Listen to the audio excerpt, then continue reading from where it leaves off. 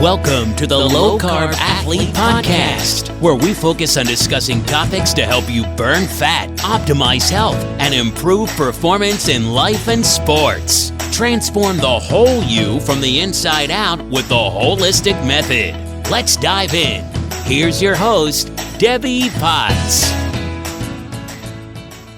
Hey there, it's your host, Debbie Potts, and I want to give you a little info before we get started on the new episode we have for you today. I'm so excited to share with you that I am a presenter at KetoCon, and it's coming July 8th to July 10th in Austin, Texas, 2022 at the Palmer Event Center. KetoCon is an annual event, usually held in Austin, Texas, and they're the largest conference in the U.S. focused just on the science and the stories of keto. And they'll have 50 speakers and over 250 qualified, keyword, keto vendors. So there won't be a bunch of keto labeled junk for you. So this is a great conference to be a part of, meet your community, your tribe. It's pretty amazing. And the speakers are impressive. It's not a one-size-fits-all approach when you do keto. As we talk about on this show, the Lowcarbathlete podcast is about all things keto, but also lifestyle habits.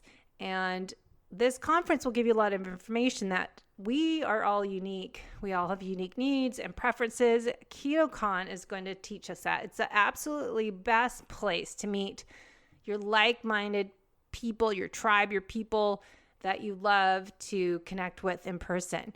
Learn about strategies for success and how to gather all the tools that you need to get the support you need to lead this healthy, fit lifestyle, to help you reach your goals to be fit and healthy from the inside out.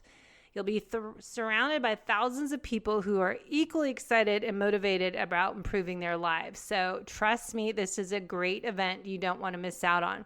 Use my code LOWCARBATHLETE, capital L, LOWCARBATHLETE, all one word, on checkout, and you will get 10% off each ticket in your order.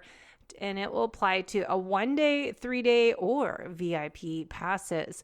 So be sure to click on the link in the show notes, get your ticket, get your airfare while the prices are low, get your hotel rooms close to the conference so you can meet me, and we'll go for morning runs and do some outdoor strength workouts and have a great time, plus eat amazing barbecue. So the code will be active until July 1st, 2022, but I would register now. Get that travel details all set up, and we will see you there, as I will be talking about tips and tricks to fuel, train, and perform as a low-carb athlete. So see you there. And now let's get to the show. Hey everyone, it's Debbie Potts, and I'm back to talk about all things health and performance and longevity for the athlete, and really dialing on the female athlete. And I wanted to bring in Dr.Aime again, because she's the thyroid expert. And I know a lot of us athletes, type A driven, ambitious athletes as myself, we tend to get thyroid issues, as I shared with her. My labs I just did and my Dutch test, the hormones are crap. So let's dive into health today. So Dr. Aime, thanks for coming on the show to be our thyroid expert for the female athlete. And I love that you are talking about this, because like you and I were talking about before the show, it's not talked about enough. I think the type A driven females don't get enough love and attention in this space, because we automatically go, oh, they're fine. They'll be okay. They know what to do. Yeah. And in the meantime, they're struggling, going, wait a minute, I can't do everything that I read on blogs or on Facebook or from these other experts talking to women, but they're not talking to me. I am not like that. I am busy. I am athletic. I train hard. I ... Yeah. And that advice out there doesn't apply to me. So I love that you're doing this. Well, thank you, because you've been really involved in this area as well when your niche, the thyroid health. But I think it's so important to talk about, as I've been spending all week. I decided I want to make a template, female athlete, fasting, do we eat before, do we eat after, and trying to put all this info together. Yeah. But the challenge is most of these studies that everyone's talking about, like I went through Ben Greenfield's top 10 fasting tips, and Dr. Mindy has stuff, and Ben is Ziki, and the list goes on, these top experts, which are all amazing results, but they're not often done on men or the cycling female or menopausal female. So I think I want to really dial in a lot more shows this season on this topic, because as you know, what happens as we look at labs, if you're not eating enough, if you're not timing your carbohydrates, and if you're not training and fasting by your menstrual cycle, what happens on labs? We can see it with the thyroid panel and Dutch test, right? Yep. So you're competitive. Yeah, the thyroid panel will be good to go into, because I just did all my labs myself, because I turned 40 plus 10 in a week. So as we've been talking to, like, I'm all into the laser red light therapy in my face, and you were talking on Instagram about eye cream because I put my glass on, but this is the only area I feel aging right here with the hormones. And so I'm all about, like, what can we do now to make sure our second half of life is the best part of our life and really thrive instead of blaming the aging process. Oh, my hormones, menopause, blah, blah, blah. It's a choice. So let's kind of start on just reviewing what you're doing with the thyroid, and what have you found working with athletes, and the female athlete more so than male probably. Yeah, definitely. So we know that hypothyroidism, Hashimoto's, affects the female population more than it does the men. The men are not left untouched, but it really is about an 80-20 split of hypothyroidism attacking females more. And then when you add in the mix, the female athlete or the driven entrepreneur female, the type A, what you have is usually those women coming to seek help after they've already tried to deal with it a lot themselves, because, you know, they think like, I got this, I got to figure this out. Like this is me. I'm an athlete. I can't feel this way. I can't be 20 pounds heavier. I can't have my hair falling out. It's bullshit. So I'm going to figure this out myself. And then when they've exhausted themselves, very similar to my story, 6 doctors later, 6 misdiagnoses, and you start getting a little bit frustrated when they've exhausted themselves, then they come to us for help. So this is where we see them in that state where they just are not feeling like themselves anymore. They don't even know the person that they're looking at in the mirror. And they're frustrated because in their mind, they're like, I should not be this way. This is not how I was. This is not acceptable. I am not going to accept the answer of I'm just getting older. I'm not going to accept the answer that I just have to learn to deal with it, or even that my labs are normal, quote unquote. Yeah. So that's really where they're coming to us. And the problem with that is not only are they type A driven athletes, so they have a little bit of like adrenal stuff going on, that HPA axis has been taxed, but now it's taxed even further because they've dealt with a thyroid problem that's gone undiagnosed or undertreated. And on top of that, they have some cortisol issues because they've been stressed out trying to find answers themselves with no help for who knows how long. So you kind of we have all this coming together, and then hormones start to go awry. So with the athlete, we have to take a different approach and get some quick wins to really get them optimized quickly, or else they're going to be like, nope, see ya, I'm moving on to the next thing. Yeah. And, you know, we got to get those quick wins. So when I first had my adrenal exhaustion, air quote, HPA axis dysfunction, which is, well, now we probably call it HPA-T-O. Yeah. Or gonads or ovaries. Gonads, yep. It's like everything gets dysfunctional. And as FDN practitioners, Reed Davis calls it metabolic chaos, because that's everything gets broken. And the beginning when I had my stuff go on in 2013, when it obviously something was wrong, in that March, it was a mission. I was trying to get help. I want results now. And I said I went to like 9 different people to get help, practitioners, but I would be that person. Oh, you're not helping me right away. I got a race to do coming up this June. I'm not canceling it. And then move on to the next person. What? You don't know what I'm talking about? Move on to the next one. So it wasn't that those practitioners didn't know anything or help me. It's like, it took me 8 years to figure out it was more me that needed to change. So that's a big part of it, is our lifestyle habits that we need to address. And I call it the holistic method. But what do you find with, if we can dive into carbs, low carb, high carb, keto? There's so much information out there, as we said in the beginning, for athletes and for people non-athletic, just general health, to the benefits of fasting and going low carb. But what have you found working with people with thyroid issues? Because I find that's a big thing. If women fast too much or exercise too much, they'll see signs of low thyroid. Oh, yeah. Yeah. So we know that over-exercising, overtraining in and of itself can tank the thyroid. So that is where it's non-autoimmune, non-Hashimoto's hypothyroidism. And that's just from your own doing. I mean, it can be under eating, over dieting, overtraining, endurance training. That can tank the thyroid, but that can kind of be brought back online with, getting that athlete to pull back a little bit and looking at all the other factors. And then of course, there's the autoimmune component. Autoimmune is Hashimoto's, which we know 95% of hypothyroidism is Hashimoto's. That switch for Hashimoto's, for autoimmune, can be turned on through over exercising, over dieting, over training. So we have that piece in the beginning, like what first started the hypothyroid state in the athlete. And most likely it is from overtraining, overdoing, pushing your body to the max that either tank the thyroid or turn the autoimmune switch on. Then on top of that, you asked about keto. I love keto and thyroid. I love it, love it, love it.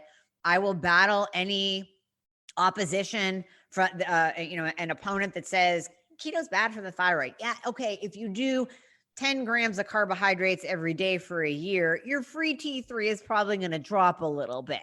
But guess what? We're going to be treating that anyways. If you're working with somebody knowledgeable, we're going to keep that T3 up while you're doing something very, very beneficial for your body. And even as an athlete, we know, Debbie, you talked about this, you can be keto and be an athlete, even an endurance athlete at the same time. But you have to remember too, that when you have stress on the body, when you go for those long endurance runs, those long endurance rides, your body kind of thinks it's in survival mode. And even if you are doing keto, it's going to hold water. It is going to hold glucose in the muscle. It's going to store glycogen in the muscle, and it's going to get that from whatever you eat. It's going to turn your protein into carbs because you are an endurance athlete. So we know that the body holds 70% more carbohydrates with endurance training. And then when you pair that up with being kind of in survival mode, we can see the thyroid get kind of wonky. So we have to stay on top of our athletes, maybe test a little bit more. Sometimes, tweak things a little bit more often, because they will notice changes in their body faster, which is good, but also they'll notice like bad shifts. They'll notice that water retention. They'll notice the 5-pound weight gain from their body holding on to carbohydrates from their training a lot easier than will the average person. So you find if they go too low of carbohydrate, they'll kind of get some different responses that way. Say, okay, that's too low of carbs. Well, for women. The opponents to pairing up keto with hypo is that going low carb for an extended period of time will drop your T3. And T3 is that active thyroid hormone that we want in the optimal range to give you a metabolism, give you energy, and keep you pooping and keep you in a good mood. But that T3 level will drop. But those studies are only in long-term low carbohydrate diets. So you're really talking about taking a person and never bringing them out of ketosis, never giving them a sweet potato. And then, we probably will see the free T3 drop a little bit. Maybe it's because they need to throw in a carb day, or maybe it's because they need a medication change. But that's where the nurturing of that individual person comes in. I'm a full fan of keto and hypo, keto and hashi, because we always bring you out of ketosis. If you're that driven and you're that anal retentive to keep your carbs below 20 every single day without a break, then we're going to force you to have a break. We're going to give you a sweet potato or a gluten-free bun with your burger once in a while. And guess what? That is enough to just keep those free T3 levels up. And then any medication or treatment or anything that we're doing for your thyroid actually works, because low carb keeps the inflammation down. So when that inflammation is down, everything works better. Yeah. Everything. So it's almost that, what I keep reading about too is that cycling keto. So you're doing, say, metabolic or keto flexibility, Ben Ezekiel talks about, and Dr. Mindy, and I kind of figured this out naturally. It's just weekends I train longer, and I dieted so much in high school, college on that I want it sustainable. So I don't want to make keto. I hate calling it even keto. It just is another term that's like, I want to eat real food that balances my blood sugar. That for my body ends up being less carbs, plus my NutriSense I've been wearing tells me I'm super carb sensitive. My genetics tell me that, DNA fit.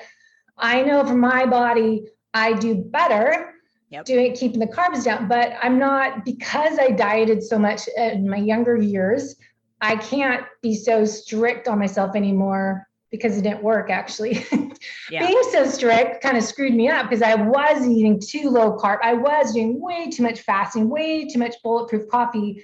So it's always that Goldilocks effect. So doing like a 5-2-2 or 5-1-1 plan, that it's 5-day intermittent fasting, 1 day kind of the carb refeed, and then 1 day some people suggest trying a OMAD 24 hours if that's once or 4 times a month that you decide based on your body. But what do you kind of do that with people that are exercising more active than the normal person?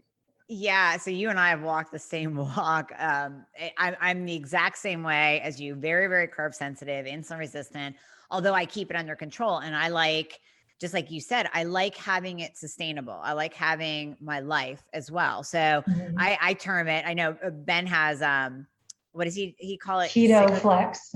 Keto flex, right? So I termed mine keto for the week. And it's just what you said, like on the weekends, go ahead and come up out of ketosis.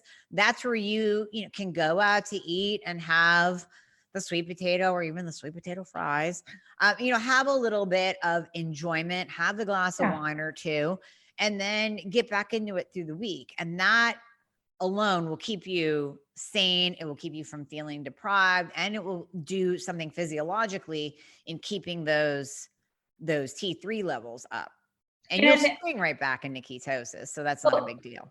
Yeah. Once you're fat adapted, I think it's easy to shift back and forth. And when Ben came out with this, Ezekiel came out with that book, I was like, okay, that's what I've been doing unintentionally. It just is like my body just wanted to do that. And weekends kind of refeed, not be as strict, live life, still eat healthy because I can't do gluten and all this other stuff. But then Mondays are my rest days. I swim, I do yoga, and I make sure I walk and I lift lighter weights.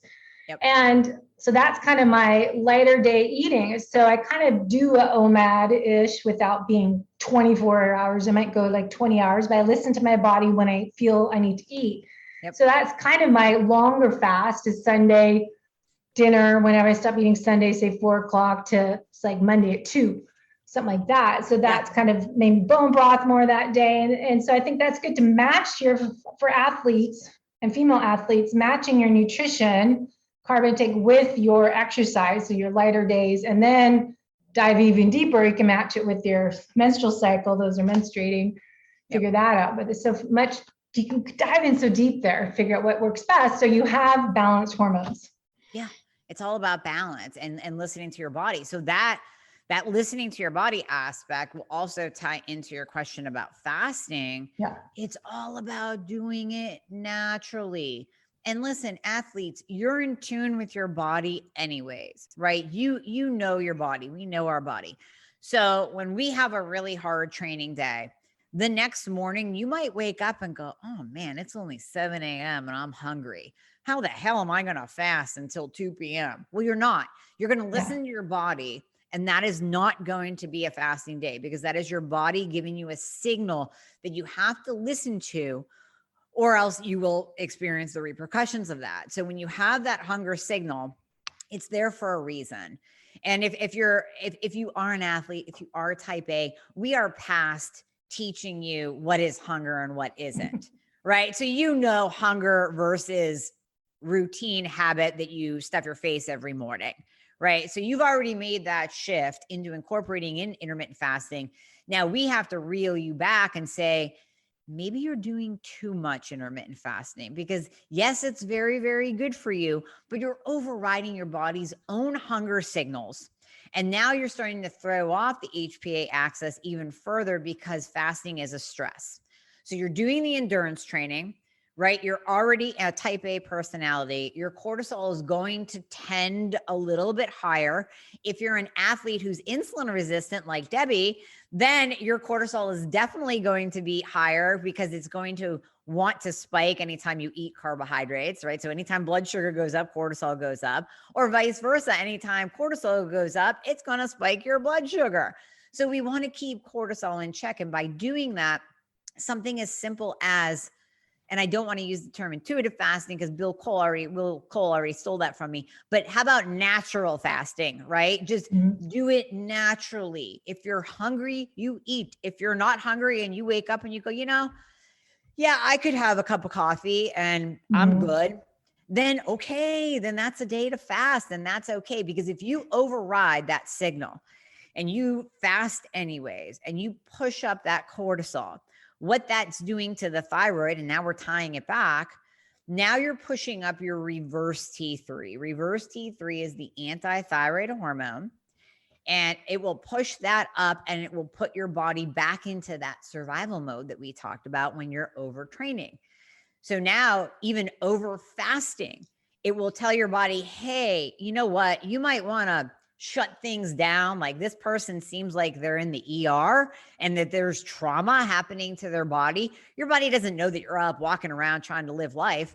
If that reverse T3 goes up, your body is saying, listen, this person does not need to burn fat, doesn't need to feel good, does not need to grow their hair, because we need them to survive. They're dying, but you're not dying. You're walking around trying to get stuff done. So you don't want to push that reverse T3 too high, or you will experience all of those hypothyroid symptoms like weight gain and fatigue and hair loss and constipation and all that. So there's a balance with the fasting as well. Just like there's a balance with the keto, there's a balance with the fasting. So right on. I mean, I said that I'd started doing this, 10 years ago.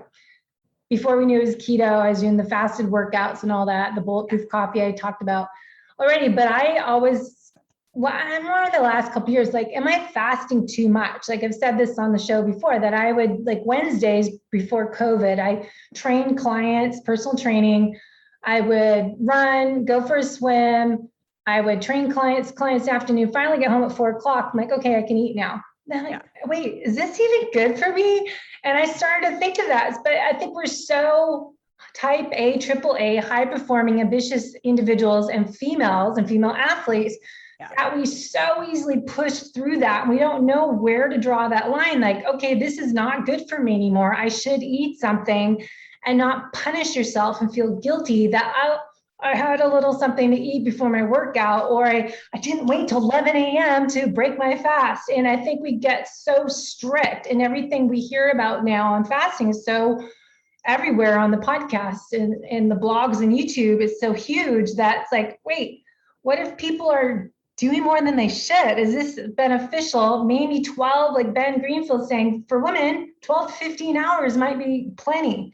Yeah. And then they might do better eating a little carb, having MCT oil, have a little aminos before workout, and they'll actually burn more fat than rather men do better eating a little something right afterwards, and women don't. So it's just trying to put that information together. But overriding that hunger signal is huge. I think we don't pay attention to that, and then we kind of push through it and get this hormonal dysfunction, imbalance, domino effect. Yep. I see it all the time. I did it to myself. So I see it all the time as well. You know, that you first hear about the OMAD, 1 meal a day, and you're like, okay, I'm going to do it. And not realizing, like, I was hungry. I'm trying to drink LaCroix bubbly water to keep my hunger down, and not realizing that I was totally overriding. Totally overriding my own signals. And when I stopped doing that, it's amazing how my weight balanced out and stopped doing the like up and down thing. So yeah, you have to ask yourself, like, am I doing this for weight loss? And wait, I'm not losing any weight. What am I doing this for? So I think it's that, exciting is what you're doing for you working. If you're struggling to burn fat, get your energy, your vibrant self back and get your body back again, well, maybe you have to do a little assessment like I've started to do with clients. Let's just do an overhaul. What you're doing now, is it working for you? And let's give some little adjustments and individualize it because we're all different. Yep. Yeah, so, exactly. And it's hard to go ahead. Go ahead. I was gonna say it's hard to tell an athlete to back off too. Yeah, well, that's why I said they don't come and get help until they're really broken. So it's already too late for that. They forgot to even pay attention to that level. And I think I get more male clients than females that want to get help because females just, I'm fine, I don't need help, I'm just gonna keep going and fit more stuff in my day. Yeah, exactly. It's so true. Yeah, we're multitaskers. We have that label, so we think that we can drive ourselves into the ground to get everything done. Yeah. So let's talk about thyroid. So we know what people go to the doctor, and I'll find the link for a podcast we did last year, but the thyroid stimulating hormones, what doctors usually do. And then we have to ask for the full thyroid panel. So we can kind of go over that. If we want to pull up my lovely labs I just did, I can go over those. But what do you think will help people understand the importance of thyroid health and how to get help with it? Let me give an overview and then let's definitely look at your labs because that'll be fun. And then we can kind of approach it from I don't know anything about you, but this is what I'm reading from your labs kind of point of view. So TSH, yes, you go to your doctor, you say, can I have a thyroid test? And they do TSH. That is a pituitary hormone. That is not a thyroid hormone. That is only testing. TSH is thyroid stimulating hormone. So it's the hypothalamus talks to the pituitary talks to your thyroid. And it tells the thyroid to either make more thyroid hormone or chill out. There's enough in the body. You don't have to make any more. We're good. TSH is only one measure. It's a huge range. And we have to look at TSH from an optimal point of view, which is like a target on the side of a barn instead of hitting the barn. Right. So I always use that analogy that came from Mark Hyman as well. So standard lab value ranges are like the side of a barn. If you throw a ball, you're going to hit the barn. But how about if we put a target on the barn? You're less likely to hit it, but that target is where you are going to feel your best. So TSH is one measure, but it's not the whole picture by any means. We have to look at the actual thyroid hormones. So the actual thyroid hormones are free T3. I like the free levels, unbound. Free T3 and free T4. Now we can look at the total T3 and total T4. They can be in the mix, but if they're there by themselves, I go, no, we have to get the free levels too, because that's really going to tell us what is ready to be picked up by your cell. So free T3, free T4. We talked about reverse T3 being the anti-thyroid hormone. That goes up in times of stress, trauma. If your doctor tells you, which many of them do, if your doctor tells you, I don't test that, I will only test it if you're in the hospital or in the ER, you go, well, no kidding, it's going to be high if I'm in the hospital or in the ER because it's in response to an injury or trauma or infection. How about we test it now in my healthy state because I want to live life and not act like I'm laying in a hospital bed. So that's reverse T3. And then we test the antibodies. TPO and TGA. There are two. A lot of doctors will only test one. There are two antibodies, and that tells us whether or not you have Hashimoto's. And we test those a couple different times because those can come up as a false negative. So just because you had it tested back in 2010 and your doctor told you you're not Hashi, get them tested again because it could come back positive now, especially with the overtraining and the turning on the switch. Yeah. So those are the tests that we like to see to determine thyroid health. And doctors don't do that. Like I said, my husband just went to the doctor and I give everyone our FDN list of blood chemistry to just ask, just ask for this. And of course he laughed like, thyroid, that's all a myth. You don't need any of that. It's like, screw you. You do need to see this because every male client I'm getting coaching has low thyroid panel. Yeah.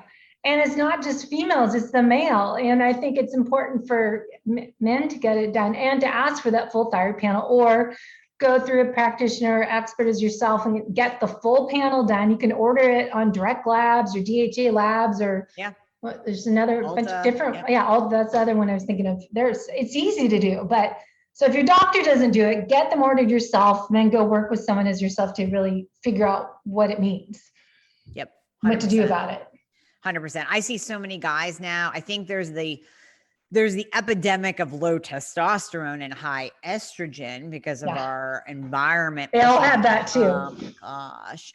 And then you always do see some thyroid dysfunction in there when men's testosterones are low because it's prevalent. I mean, we're doing things in our life and lifestyle and the food that we eat that are tanking our hormones and throwing off our thyroid function.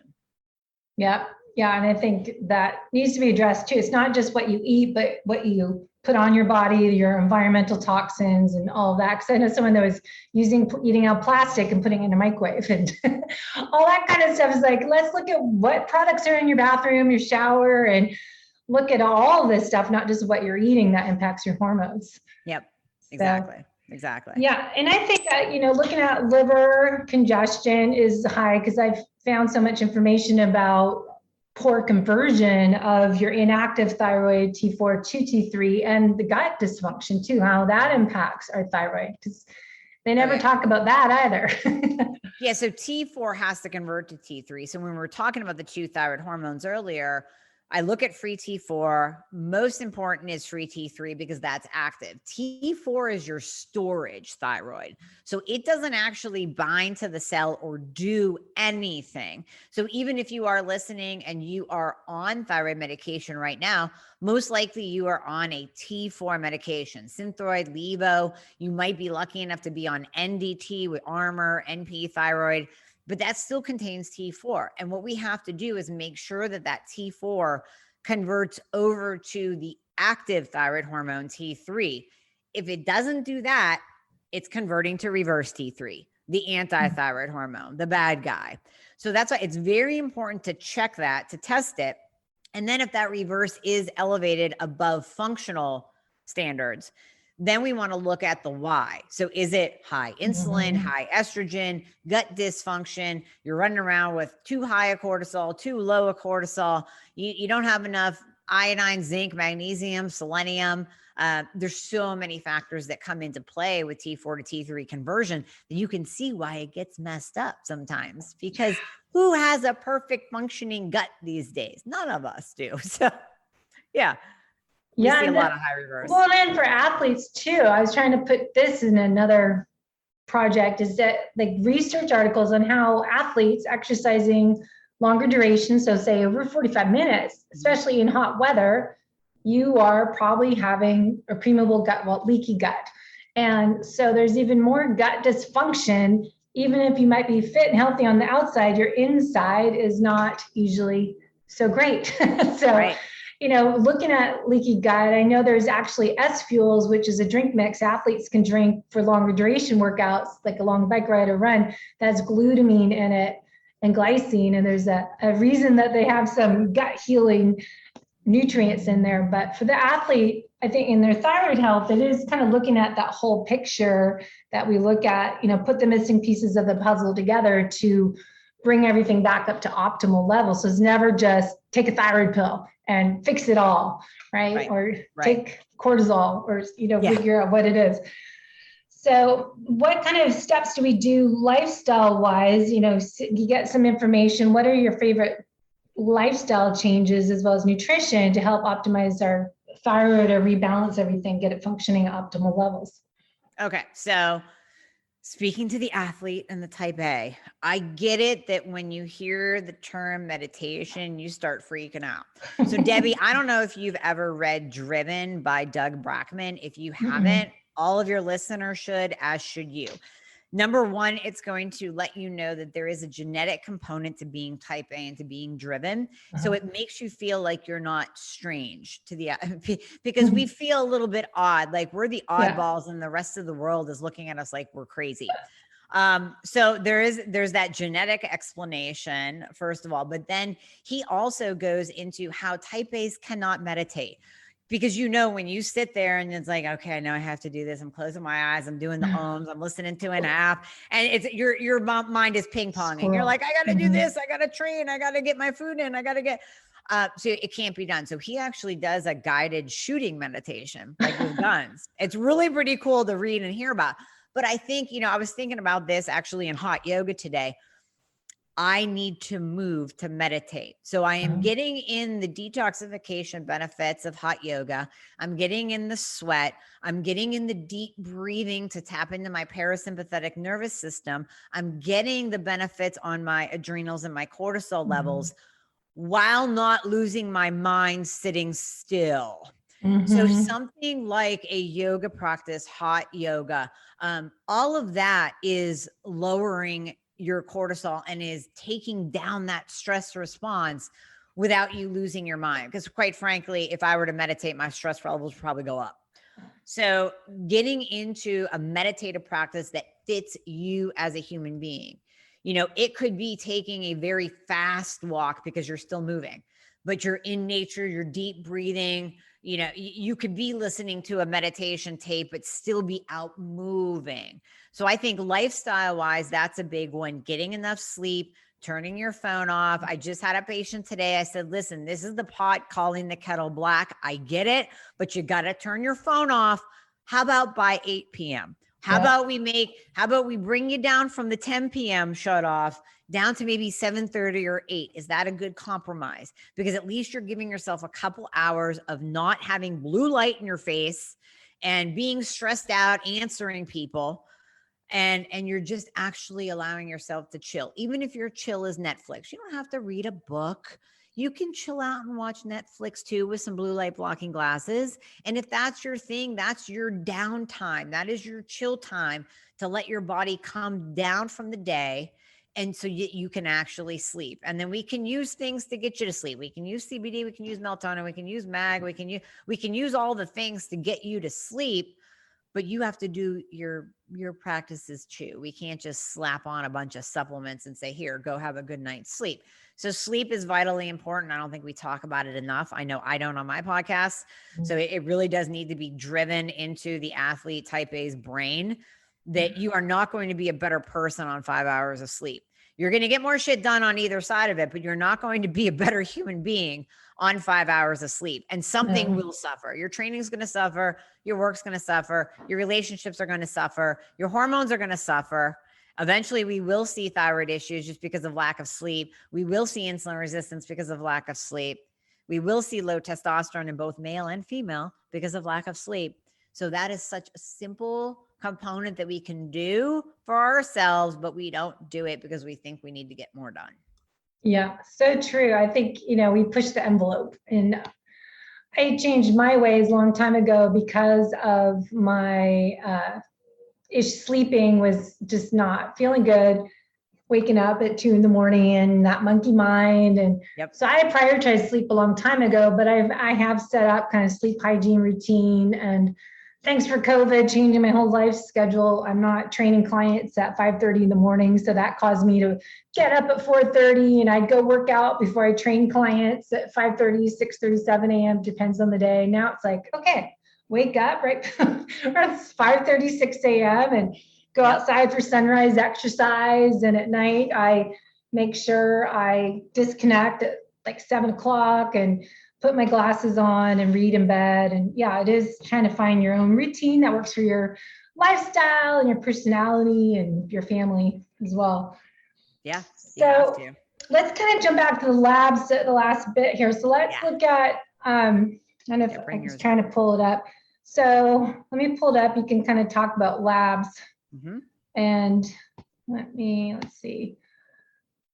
The lab testing that we get for females, why is it so important to kind of look at more than just the thyroid? That you kind of, are you looking at other markers on blood chemistry tests to kind of see any signs? And Definitely. Well, because listen, so we have all the hormones. Guys have estrogen too, but guys just tend to get that little bit of a wonky, like, hey, my testosterone went low, my estrogen went up high a little bit. Females, we're all over the place. We got low progesterone in our 30s. We're looking like an 80-year-old. We have either estrogen dominance or completely tanked estrogen going into an early menopause state or in a PCOS state. Many, many women have low testosterone. Even if you are an endurance athlete, a training athlete, a strength athlete, you could be training your butt off, but you could still have low testosterone. That is a big, big, big thing that I'm seeing a lot with my female population right now. And I have my level of 40 or above with testosterone that I like. Some females will, they'll come back to me and they'll be like, listen, I need my testosterone at 120. That's where I feel the best. I'm like, okay, well, as long as you're not growing hair and breaking out, then we can keep it there. But you have to at least be above a 40, at least. So yeah, let's look at yours. Okay. So this is a spreadsheet, just let people know. As FDN practitioner, we do a blood chemistry analysis. And so we have our functional range. This is the results from the labs that I put in my results, or this column obviously says results. And then I put it into my Excel spreadsheet we use for FDN practitioners in our optimal range. And it will tell me if that's high or low. What I like to do for clients is I kind of cut and paste it into this Word document. And then I go through our cheat notes and say, okay, here's signs and symptoms here of what this might indicate or clues towards, or different information to form an impression what's going on with the whole meat. So we can see thyroid stimulating hormone is high. So I'll let you take it away, anything you see. So are you on thyroid medication? I am not. I have not. So that's why I was taking selenium sometimes. I have so that's the thing I want to talk about too, is over supplementing. It's like you can take, everyone's like serpentine and take glycine, and now it's Aristotle. It's like, okay, I'm going to get this and this and this. And you end up just biohacking world, 50 different things in your shelf. So individualizing you don't want to over supplement, but you're right. I do. So in this instance, when we pair up the total T3 with the free T3, we can see that you're low on both. So that free T3, I like at 3.5 or above in most labs, or we can say in the upper quadrant, but you can see that you are at 2.4. So you are definitely low in your active thyroid hormone. And then we also see it in the total you're low.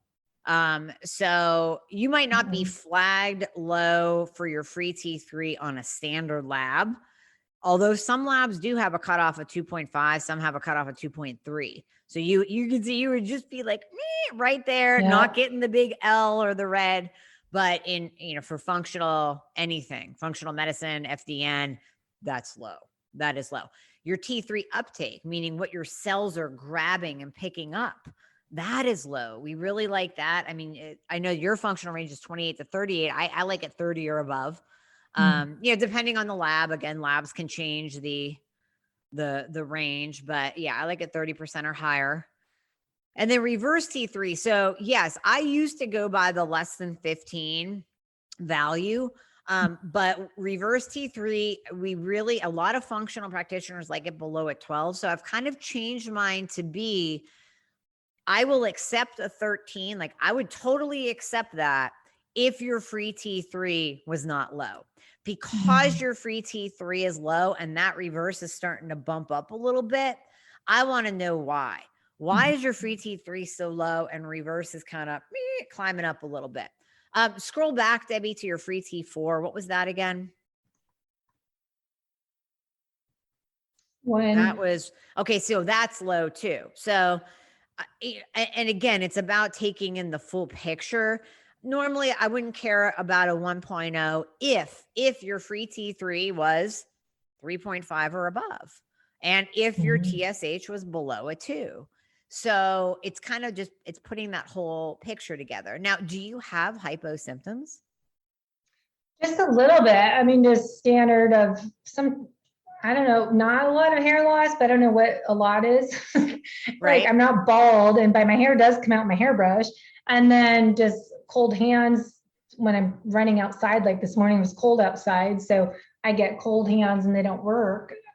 Okay. And cold feet, but nothing, just more inability to lose weight is always my issue for my optimal self. Yep. It's that people are like, oh, you're not fat. I'm like, well, they're not exactly where I want to be. It's more of a struggle for my body ever to drop weight.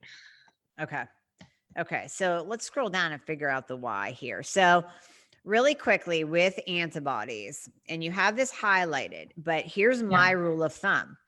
If you have any antibody whatsoever, that's what I thought. That is the start of autoimmune. So, excuse me, this lab has it less than 20.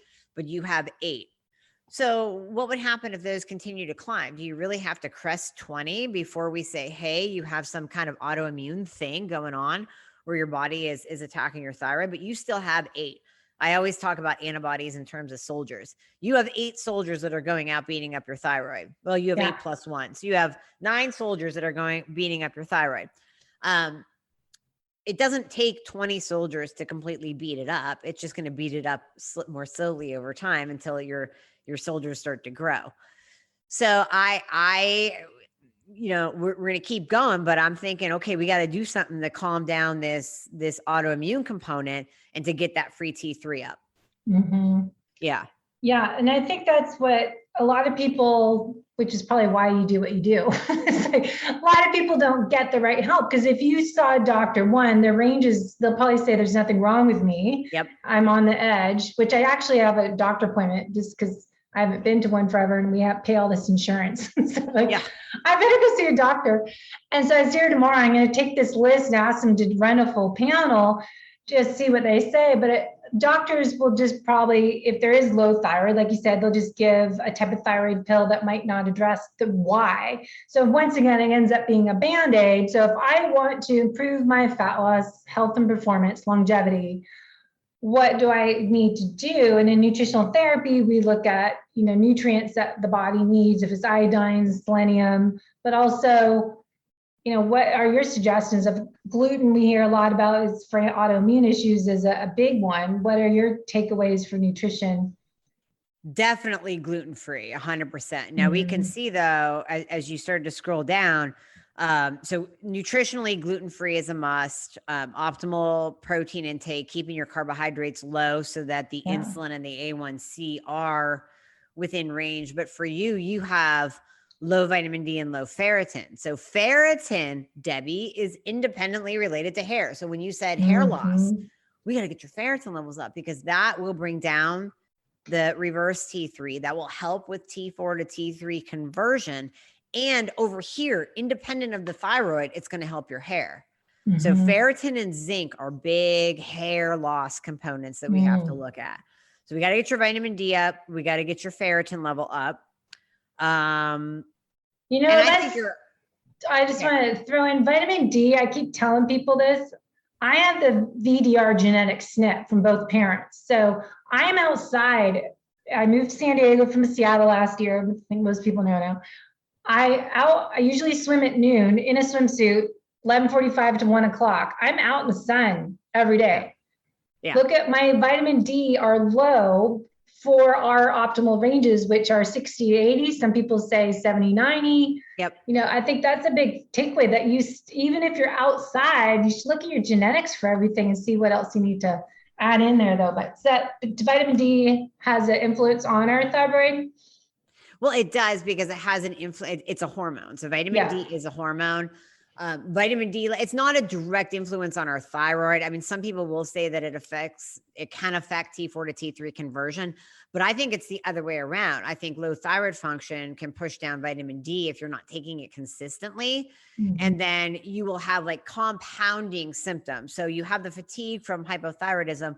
Now you have the fatigue from low vitamin D. You have insulin resistance because your thyroid's off and it's throwing off your insulin and you're eating too many carbs. But we also know that low vitamin D, it puts you at risk for insulin resistance and type 2 diabetes and obesity. So it's kind of like compounding on itself, really. And it could be the hemisphere too. I notice anybody, you cut the United States in half, anybody in the Northern Hemisphere tend to have low vitamin D levels. You got to take it. You have to be consistent and literally take it every single day, or else they'll drop. Yeah, for sure. Yeah. So I think, not take too much time on this, but I think it's just a great example showing my own blood chemistry that I do all the right things. Yep. And that you can still have dysfunction. And if you want to be at your best and optimize your health, lab testing is so essential. And the doctors don't do any of this. So we do need to pay out of pocket to get this done. But it goes back to what I was saying, fit and healthy from the inside out, rather than just being active and eating low carb and doing fasting. I'm still having low, high out of ranges for a lot of things. Yep. And I do eat healthy, and now I'm super strict on gluten. Make sure I have to be that person now. If we eat out, strict gluten, like you have to almost say you have celiac. So they will listen to you because they're like, oh, are you going to die if you have any gluten? But it's so many cross contaminants that I did the Vibrant Wellness Zoomer test as well last month when I did this. And I'm doing kind of my own keto AIP diet because I can't do cow dairy, corn, wheat, gluten, or eggs. And so it gets kind of boring. And that's why I've realized, that's why people do carnivore and do so well, because you're not eating anything on that list. But it is figuring out what works for you to really get these numbers up. But the ferritin, I mean, look at it, it's 35. And I know. The iron is high, and it's just crazy how you don't know this unless you test. So as we say, as FDN practitioners, test, not guess if you're healthy. Yep. Exactly. You got to test, not guess. So if you haven't had iodine tested, I would grab that too, because like you even have in the right-hand column that sometimes the reverse T3 can be high because of iodine. So iodine is very, very important. That's its own podcast in and of itself, but definitely I would make sure that they do your iodine in this next round if you don't have it already, because that could be a component too. And like you said earlier, too much selenium, people pop selenium because they hear it on Dr. Oz or they read it on a Facebook group that it's good for their thyroid. Then they're taking 200 milligrams a day and their selenium goes to the roof. High selenium is as bad as low selenium. It will prevent that T4 to T3 conversion. So you don't want to just start taking thyroid pills that you read about or see in a Facebook ad pop up on your stream, on your news feed, because that's not necessarily what you need. You have to test and you have to know your levels before you start throwing supplements at it. And that's why I've always said the Goldilocks effect. It's like exercise, nutrition, supplements. More is not better. Less is sometimes more, is my philosophy over the years. And I think, the testing, not guessing. So I'll just show those last two things, my sonophils and basophils, if that's how I say. I mean, they're really elevated. It's supposed to be 9. So indication of why we run multiple labs and not just do one lab, because this is a clue to my thyroid panel, to the Dutch test, to the food zoomers, and a GI test and the organic acids test. So that's why it's really best to do multiple things, because it's like, all right, well, I did the food zoomer, so I know I'm really intolerant to wheat. The zonulin levels were super high, cannot do gluten, and that could be causing this to be high. And if this is high, your liver is going to be congested too, right? So, and then you have, there's this whole domino effect. So that's why it's so many different things to look at, and, not to out supplement poor lifestyle habits. Because I find people like you end up taking 15, 20 supplements, but I'm not doing morning sunrise walk and walking my bare feet and doing that whole sleep hygiene routine. True. So just want to share that, because I think it's a great, just to be honest and authentic, that I do everything I'm told, and I still have issues, and it's always an ongoing project. And especially as I age up, I'm just spent a lot of money on it, but I want to be my best self. So I'm going to invest in my health, and I don't, worry about how much money I spend on certain foods or lab testing. That's just where my money goes to. And I'd rather do that for improve my future self. 100%. I'm the same way. Yeah. My money does not go to expensive purses. It goes into my body. It just does. Yeah. I heard a good example of people complaining about the cost of labs and doing all this stuff. Someone said, well, how many people drop, how much is a new cell phone, new iPhone? Every time a new iPhone comes out, they don't even think twice about dropping a few $1,000s on a phone when they already have one that works. But to buy $2,000 on lab tests, they'll freak out like, oh, I don't have that money. But you can figure out how to buy a new iPhone. Right. So that always made me laugh. I'm like, okay, how does our society work? It's so crazy. So it's crazy. Anything else you want to add in about, what to do to optimize your thyroid health and how to work with you and what you're doing on your show? Yeah. So, just be a patient advocate for yourself. And this is what I always tell people this, your body. And especially if you're a listener of Debbie's podcast, your body, right? We know that. So tune into that and don't override those signals. Our bodies were not made by God to walk around and be miserable and fat and tired and depressed and constipated. Like that is not a sign of getting older. That is not just something you need to live with. That is your body giving you a signal that something is wrong. And we can find it. It takes testing, and it takes listening to you as a person, and it takes asking you those 4 most important words that you will not hear in conventional medicine. How do you feel? So you have to pair up how a person feels with their labs to get that full picture. And then you can do a proper treatment plan to get you feeling like yourself again relatively quickly, but it takes you listening to your body and calling it out and being a patient advocate saying, this is not right. This is not me. I am not me right now. I don't know who's looking back at me in the mirror. I don't feel like myself. And this is not how I'm going to live the rest of my life. And you keep going and you keep hope, but you keep going until you find that answer. And yes, it might take working with a functional practitioner because, I get this question all the time. I'm sure you do too, Debbie. Do you take insurance? I go, insurance pays for 5 minutes. If you want 5 minutes with me, sure. But that's not how I work. Yeah. I spend time with my patients. Our first consult is 90 minutes. There's no insurance company in the world that would reimburse 90 minutes because they don't care. They want to keep you in the sick system and give you Band-Aids. But if we really want to get you well and get you well for the long term, so you don't need the sick care system down the road, then you might have to invest in yourself now for the long-term gains. Yeah. And, it's all part of it, but God, it is so worth it. I mean, I know how I feel optimized. I see my patients glow from head to toe when they're optimized. That's the way that we're meant to live life. That's life. That's enjoying life. So I guess the takeaway really is listen to your body, listen to yourself, work with somebody who specializes. If you believe it's thyroid, if you believe it's hormones, work with somebody who specializes in that area so we can really figure out what is going on with you and get you on the right path. Good to say. So this is what I'm taking. I have a printout of the functional labs. I'm taking this sheet to the doctor tomorrow. Test this and then see what they say. But that's what you people need to do to get it covered by insurance is take the big list, comprehensive blood chemistry markers, lipid panel, CBC, iron panel, thyroid panel, and inflammation markers, which I don't know, makes me so mad. My parents, they just turned 80. Their doctor doesn't do insulin and vitamin D. They keep testing my dad's blood for kidney, heart, liver stuff inside every week, but doesn't even do the D. I'm like, what about his liver function? What about the D, the insulin?